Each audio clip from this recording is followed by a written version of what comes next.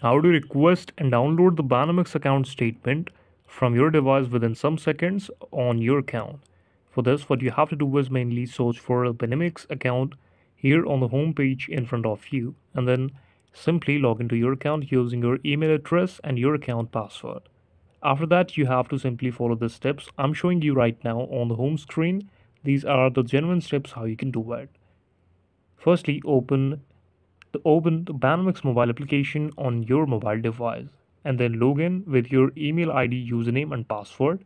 Then, third step is once inside the application, select account consultation option. Next, choose the account for which you want to download the statement and scroll down until you find the movement section and then click on the see more. On the next screen, choose the time period for which you want to get or generate the statement. Follow the on-screen instruction to confirm the statement download, and then once completed, you will receive the account statement on your device within the PDF file. So this is all about the video. Thank you so much for watching this, and please subscribe to the channel.